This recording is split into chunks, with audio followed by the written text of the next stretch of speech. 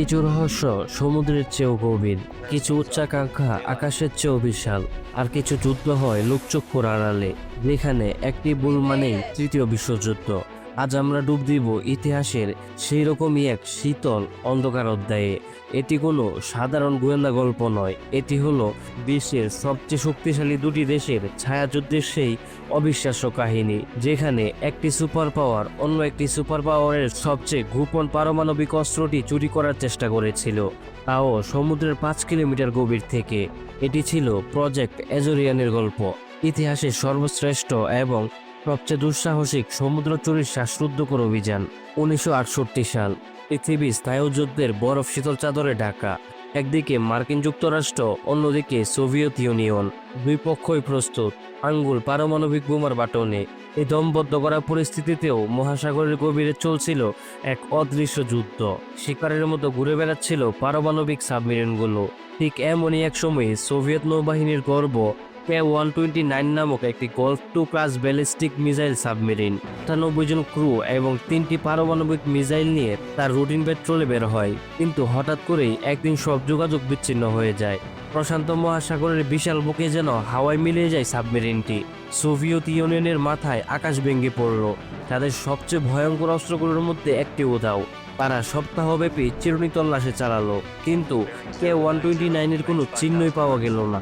যেন এক ভুতুড়ে জাহাজ অতল গভীরে বিলীন হয়ে গেল। কিন্তু সোভিয়েতরা যা জানতো না তা হলো হাজার হাজার মাইল দূরে কেউ একজন তাদের এই অসহায়ত্ব নীরবে পর্যবেক্ষণ করছিল। মার্কিন নৌবাহিনীর গোপন সাউন্ড সার্ভেলান্স সিস্টেম SOS-US, যা পুরো সমুদ্রের তলায় পাতা এক অদৃশ্য জাল, সেদিন একটি শব্দ রেকর্ড করেছিল, একটি ভয়াবহ বিস্ফোরণের শব্দ, যা ছিল K-129 এর মৃত্যু ঘণ্টা। মার্কিন গোয়েন্দারা সেই শব্দের উৎস বিশ্লেষণ করে যা খুঁজে পেল তা তাদের আনন্দে আত্মহারা করে দিয়েছিল। তারা K-129 এর সম্ভাব্য অবস্থান শনাক্ত করে ফেলেছিল। হাওয়াই দ্বীপপুঞ্জ থেকে প্রায় 1500 মাইল উত্তর পশ্চিমে 16,050 ফুট বা 5 কিলোমিটার গভীরে ইস্পাতের এক কফিনের ভিতর ঘুমিয়েছিল সোভিয়েত ইউনিয়নের পারমাণবিক রহস্য। CIA সদর দপ্তরে তখন তুমুল উত্তেজনা। এ শুধু একটি ডুবে যাওয়া সাবমেরিন নয়, এ হলো এক অমূল্য গুপ্তধনের ভাণ্ডার। এর ভিতরে আছে সোভিয়েতের পারমাণবিক প্রযুক্তি, মিসাইল সিস্টেম, টর্পেডো এবং সবচেয়ে গুরুত্বপূর্ণ গোপন কোডবুক, যা দিয়ে সোভিয়েত নৌবাহিনীর সমস্ত গোপন বার্তা ডিকোড করা সম্ভব। এই সুযোগ ভুল করেও হাতছাড়া করা যায় না। কিন্তু প্রশ্ন হলো কিভাবে? 16,500 ফুট গভীরতা মানে এভারেস্টকে উল্টো করে বসিয়ে দিলেও তার চূড়া জলের নিচে থাকবে। এই অসম্ভব গভীরতা থেকে 300 ফুট লম্বা আর কয়েক হাজার টন ওজনের একটি সাবমেরিন তুলে আনা ছিল এক কথায় পাগলামি। এটা ছিল বিজ্ঞান কল্পকাহিনীর মতো। কিন্তু CIA হাল ছাড়ার পাত্র নয়। জন্ম নিল ইতিহাসের সবচেয়ে উচ্চবিলাসী এবং গোপন মিশনের পরিকল্পনা, যা ছিল প্রজেক্ট অ্যাজোরিয়ান। এই মিশন সফল করার জন্য দুটি জিনিস দরকার ছিল। প্রথমত অবিশ্বাস্য প্রযুক্তি, দ্বিতীয়ত এমন এক নিখুঁত মিথ্যা যা পুরো বিশ্বকে ধোঁকা দিতে পারে। প্রথমে আসা যাক প্রযুক্তির কথায়। CIA ইঞ্জিনিয়াররা এমন একটি জাহাজের নকশা করলো যা আগে কেউ কখনো কল্পনাই করেনি। জাহাজের নাম দেওয়া হলো হিউজেস গ্লোমার এক্সপ্লোরার। বাইরে থেকে দেখতে এটি একটি সাধারণ জাহাজ হলেও এর পেট ছিল ফাঁপা। জাহাজের ঠিক মাঝখানে ছিল এক বিশাল ফাঁকা জায়গা, যা মুন পুল নামে পরিচিত। এই গোপন কুঠরির ভেতর দিয়েই চালানো হবে মূল অপারেশন।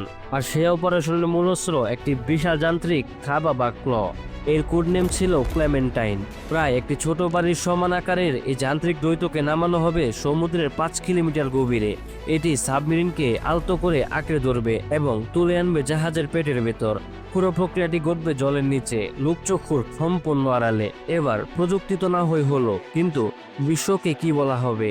এত বড় একটি জাহাজ এতদিন ধরে প্রশান্ত মহাসাগরের মাঝে কি করছে? এই প্রশ্নের জবাব কি হবে? সোভিয়েত গুপ্তচরদের চোখের আলো কিভাবে সম্ভব? এখানেই CIA তাদের মাস্টার স্ট্রোকটি খেলে। তারা এমন এক ব্যক্তিকে এই মিশনের জন্য বেছে নিল যার নাম এবং খ্যাতি ছিল সেরা রক্ষা কবচ, কিংবদন্তি ধনকুবের হাওয়ার্ড হিউজেস। হাওয়ার্ড ছিলেন একজন খামখেয়ালি, রহস্যময় এবং অত্যন্ত প্রভাবশালী ব্যবসায়ী। তার অদ্ভুত সব কর্মকাণ্ডের জন্য তিনি সবসময়ই খবরের শিরোনামে থাকতেন। CIA তার এই ইমেজকেই ব্যবহার করলো, তৈরি করলো শতাব্দীর সেরা কভার স্টোরি। প্রচার করা হলো যে হাওয়ার্ড হিউজেস সমুদ্রের গভীর থেকে ম্যাঙ্গানিজ নুডলস নামে মূল্যবান খনিজ উত্তোলনের জন্য একটি যুগান্তকারী প্রকল্পে বিনিয়োগ করেছেন। গ্লোমার এক্সপ্লোরার জাহাজটি সেই কাজে ব্যবহার করা হবে। এই গল্পটি এতটাই নিখুঁত ছিল যে শুধুমাত্র সাধারণ মানুষ বা মিডিয়া নয়, বিশ্বের বড় বড় খনি বিশেষজ্ঞ এবং বিজ্ঞানীরাও তা বিশ্বাস করে নিয়েছিল। এমনকি সোভিয়েত গুপ্তচররাও এই বাণিজ্যিক উদ্যোগের উপর নজর রাখছিল, কিন্তু এর পিছনের আসল উদ্দেশ্য তারা কল্পনাও করতে পারেনি। এরপর মিথ্যাচারের জাল বোনা শেষ, এবার শুরু হলো আসল খেলা। 1974 সাল, 6 বছরের অবিশ্বাস্য প্রস্তুতি শেষে হিউজেস গ্লোমার এক্সপ্লোরার তার বন্দরের মায়া ত্যাগ করে ভেসে পড়ল প্রশান্ত মহাসাগরের বুকে। এর গন্তব্য সেই নির্দিষ্ট বিন্দু যেখানে ঘুমিয়ে আছে K-129। জাহাজের ভেতরের পরিবেশ ছিল অদ্ভুত। এখানে ইঞ্জিনিয়ার, বিজ্ঞানী, নাবিক এবং CIA এজেন্টরা একসঙ্গে কাজ করছিল। সবাই জানতো তারা ইতিহাসের অংশ হতে চলেছে, কিন্তু একই সাথে তাদের বুকের ভেতর ছিল ভয়। একটিমাত্র তথ্যের ফাঁস পুরো মিশনকে ধ্বংস করে দিতে পারে। সোভিয়েতদের নজর এড়ানো প্রায় সহজ ছিল না। তাদের গুপ্তচর জাহাজগুলো প্রায়ই আশেপাশে ঘোরাঘুরি করত। তারা রেডিও বার্তা শোনার চেষ্টা করত, জাহাজের কর্মকাণ্ড বোঝার চেষ্টা করত, কিন্তু জাহাজের ক্রুরা তাদের ভূমিকায় নিখুঁত অভিনয় করে যাচ্ছিল।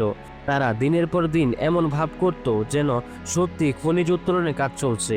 অবশেষে তারা পৌঁছালো সেই কাঙ্ক্ষিত স্থানে। নিচে 16,500 ফুট অন্ধকারে, উপরে খোলা আকাশ আর নিচে শত্রু জাহাজের ক্রু। এবার সেই অবিশ্বাস্য কাজটি শুরু করার পালা। শুরু হলো অবতরণ। বিশাল ক্লেমেন্টাইনকে ধীরে ধীরে নামানো হচ্ছে অতল গহ্বরের দিকে। মাইলের পর মাইল স্টিলের পাইপ জোড়া লাগানো হচ্ছে। প্রতিটি মুহূর্ত ছিল ঝুঁকিপূর্ণ। দলের প্রচণ্ড চাপ, অজানা স্রোত, যে কোনো কিছুই $1 কোটি অভিযানকে মুহূর্তেই ব্যর্থ করে দিতে পারত। দিন গড়িয়ে সপ্তাহ গেল। কন্ট্রোল রুমে পিনপত্তন নীরবতা। প্রভাত চোখ তখন মনিটরের দিকে। অবশেষে কয়েক সপ্তাহ পর ক্যামেরায় ভেসে উঠল সেই দৃশ্য। সমুদ্রের তলায় বালির মধ্যে অর্ধেক ডুবে থাকা K-129 এর অস্পষ্ট অবয়ব, যেন এক ঘুমন্ত দ্বৈত ইস্পাতের কফিন, যা 98 জন মানুষের সমাধিস্থল। প্রথম ধাপ সফল। এবার সবচেয়ে কঠিন পর্যায়, সাবমেরিনকে আঁকড়ে ধরা এবং উপরে তুলে আনা। কন্ট্রোল রুমে বসে থাকা ইঞ্জিনিয়াররা রিমোট কন্ট্রোলের মাধ্যমে ক্লেমেন্টাইনকে পরিচালনা করছেন। তাদের কপালে বিন্দু বিন্দু ঘাম। একটি ভুল চাপে সাবমেরিনের কাঠামো ভেঙে যেতে পারে, পারমাণবিক টর্পেডো বিস্ফোরিত হতে পারে। এই জন্য খুবই সাবধানে ক্লেমেন্টাইনের বিশাল থাবাগুলো K-129কে আঁকড়ে ধরল। সফলভাবে লক করা হলো। এবার শুরু হলো ইতিহাসের সবচেয়ে ধীর এবং শ্বাসরুদ্ধকর উত্তোলন। ইঞ্চি ইঞ্চি করে উপরে উঠছে হাজার হাজার টন ইস্পাতের দ্বৈত। জাহাজের ভিতরে সবাই নিঃশ্বাস বন্ধ করে অপেক্ষা করছে। 1 দিন, 2 দিন, 3 দিন, তারা প্রায় অর্ধেক পথ চলে এসেছে। আর মাত্র কয়েক হাজার ফুট বাকি। মিশনের সাফল্য তখন একেবারে দাঁড়গোড়ায়। CIA এর কর্মকর্তারা তখন প্রায় নিশ্চিত তারা পেরেছে। তারা অসম্ভবকে সম্ভব করতে পেরেছে। সোভিয়েত ইউনিয়নের সবচেয়ে গোপন রহস্য আর কিছুক্ষণের মধ্যেই তাদের হাতে আসতে চলেছে। ঠিক তখনই ঘটল এক বিপর্যয়। হঠাৎ করে ক্লেমেন্টাইনের একটি যান্ত্রিক থাবা প্রচণ্ড চাপে ভেঙে গেল। বিকট শব্দে কন্ট্রোল রুমের মনিটরগুলো কেঁপে উঠল। ভারসাম্য হারিয়ে ফেলল পুরো কাঠামো। কন্ট্রোল রুমে তখন শুনশান নীরবতা। সবার মুখ ফ্যাকাশে। তারা দেখলো তাদের অমূল্য শিকার K-129 এর প্রায় 2/3 যার মধ্যে ছিল মিসাইল বে এবং কুডরুম, ছিঁড়ে গিয়ে আবার সেই অনন্ত অন্ধকারে তলিয়ে যাচ্ছে। কয়েক সেকেন্ডের মধ্যেই চোখের সামনে থেকে হারিয়ে গেল সবকিছু। এত বছরের পরিকল্পনা, এত পরিশ্রম, এত অর্থ, সব যেন এক মুহূর্তেই সমুদ্রের গভীরে বিলীন হয়ে গেল। সবাই স্তব্ধ, হতবাক। ওরা শুধু দেখতে পেল তাদের স্বপ্নের সমাধি। মিশন কি তাহলে পুরোপুরি ব্যর্থ? কিন্তু না। ক্লেমেন্টাইনের ভাঙ্গা থাবায় যা আটকে ছিল তাও কিছু কম ছিল না। সাবমেরিনের সামনের দিকে প্রায় 38 ফুট লম্বা একটি অংশ তারা উদ্ধার করতে সক্ষম হয়েছিল। আর সেই অংশের ভিতর যা পাওয়া গেল তা একদিকে যেমন ছিল গুরুত্বপূর্ণ, তেমনই ছিল হৃদয় বিতারক। পাওয়া গিয়েছিল 2টি পারমাণবিক টর্পেডো এবং কিছু গুরুত্বপূর্ণ প্রযুক্তি। আরও পাওয়া গেছিল 6 জন সোভিয়েত নাবিকের নিতর দেহ। স্নায়ু যুদ্ধে চরম শত্রুতার মাঝেও CIA এক অভাবনীয় মানবিকতার পরিচয় দেয়। তারা সে 6 জন নাবিককে সম্পূর্ণ সামরিক মর্যাদায় সোভিয়েত জাতীয় সঙ্গীত বাজিয়ে সমুদ্রে সমাধিস্থ করে। পুরো প্রক্রিয়াটি ভিডিও করা হয়, যা বহু বছর পর রাশিয়াকে হস্তান্তর করা হয়েছিল। শত্রুর প্রতি দেখানো এ সম্মান ছিল এক বিরল মুহূর্ত। কিন্তু এত গোপন মিশন আর গোপন থাকেনি। 1975 সালে লস অ্যাঞ্জেলস টাইমস পুরো ঘটনাটি ফাঁস করে দেয়। বিশ্বজুড়ে তোলপাড় শুরু হয়। সাংবাদিকরা তখন সিআইএ-কে এই বিষয়ে প্রশ্ন করে। তখন তারা সেই বিখ্যাত জবাবটি দেয়, যা গোয়েন্দা জগতে প্রবাদে পরিণত হয়েছে, we can neither confirm not deny. আমরা এই তথ্যের সত্যতা স্বীকার বা অস্বীকার কোনোটাই করতে পারছি না। এরপর প্রশ্ন আসে, প্রজেক্ট এজরিয়ান কি সফল ছিল? প্রযুক্তিগত দিক থেকে এটি ছিল এক অবিশ্বাস্য সাফল্য, কিন্তু গোয়েন্দা তথ্যের দিক থেকে এটি ছিল বিরাট ব্যর্থতা। সোভিয়েতদের সবচেয়ে গোপন রহস্য তাদের হাত ফসকে গিয়েছিল। কিন্তু এই মিশন পৃথিবীর কাছে একটি বার্তা পৌঁছে দিয়েছিল, না হলো নিজের শ্রেষ্ঠত্ব প্রমাণ করার জন্য একটি সুপার পাওয়ার কতটা ঝুঁকি নিতে পারে এবং কতটা গভীরে যেতে পারে তার কোনো সীমা নেই। K-129-এর বাকি অংশ আজও সেই 16,500 ফিট গভীরে ঘুমিয়ে আছে। তার পেটে থাকা রহস্যগুলো হয়তো চিরদিনের জন্য সমুদ্রের অন্ধকারে চাপা পড়ে থাকবে, কারণ সমুদ্র তার রহস্য সহজে ছাড়ে না। আর স্নায়ুযুদ্ধের কিছু গল্প এতটাই অবিশ্বাস্য যে তা কল্পকাহিনীকেও হার মানায়। প্রজেক্ট এজরিয়ান ছিল সেরকমই এক বাস্তবতার গল্প, যা লেখা হয়েছিল ইস্পাত, সাহস আর সমুদ্রের শীতল জল দিয়ে।